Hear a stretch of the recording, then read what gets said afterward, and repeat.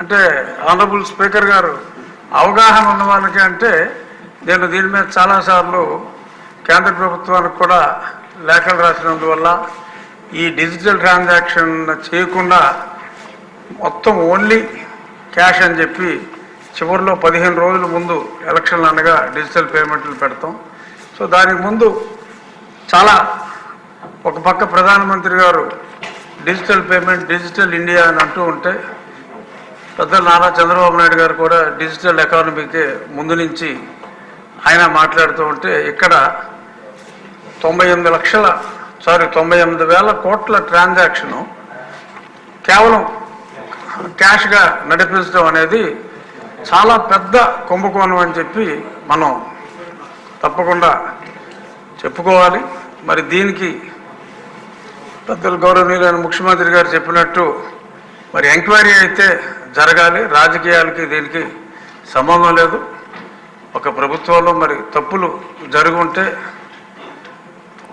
తప్పనిసరిగా దాని మీద విచారణ జరగాలి. ఈ నాన్ డ్యూటీ పెయిడ్ లిక్కర్ అనేది కూడా ప్యారలల్గా ఒక అంచనా ప్రకారం అయితే కనీసం ఇక్కడ జరిగిన సేల్లో ఒక 30% నాన్ డ్యూటీ పెయిడ్ లిక్కర్ వచ్చి సేల్ జరిగిందని చెప్పి చాలామంది అంచనా. ఆ ట్రేడ్లో అంతకుముందు ఉన్నవాళ్ళు చెప్పే అంచనా ప్రకారం ఒకసారి క్యాష్ వచ్చిన తర్వాత డ్యూటీ పెయిడ్ సెపరేట్గా నాన్ డ్యూటీ పెయిడ్ సెపరేట్గా విభజించి రైల్వే ట్రాన్స్పోర్ట్ ఆఫీసర్ గారు విభజించేవారని చెప్పి చెప్పుకోవటం విన్నాం. అది ఎంతవరకు నిజం అనేది కూడా మరి చూడాలి. అలాగే గతంలో కొన్ని శాంపుల్స్ని నేను కూడా పరీక్ష చేస్తే చాలా ఇంప్యూరిటీసు ఇప్పుడు 54% కిడ్నీ డిసీజెస్ 53% లివర్లు కొట్టేసినాయి అంటే చాలామందికి అందులో ఉన్న అంటే మినిమం 4 days స్టోరేజ్ అనేది ఉండాలి.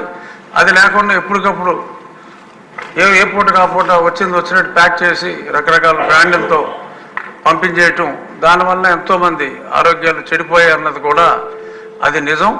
మరి ఇంతమంది ఒక డబ్బే కాదు మరి ఇంతమంది ఆరోగ్యానికి నిజంగా ఆ లిక్కరే ఇంతమంది మృత్యువుకి కారణమైతే ఇంతమంది మహిళల మీద దాడికి కారణమైతే దాని మీద కూడా తప్పనిసరిగా చర్యలు తీసుకోవాల్సిన అవసరం కూడా ఎంతైనా ఉంది.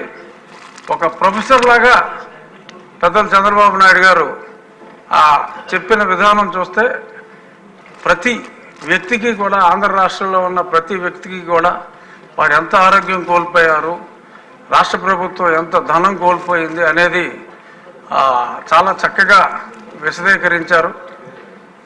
ఏమో విష్ణుకుమార్ రాజు గారు అడిగినట్టు ఈ ఎక్స్ప్లెనేషన్ తర్వాత చైతన్యం వస్తుందేమో చూద్దామని. రాజకీయాలకి ఇందులో ఎట్టి పరిస్థితుల్లోనూ తావులేదు. ఎవరు కూడా రాజకీయంగా దీని గురించి చేశారని చెప్పి అనుకోరు సార్.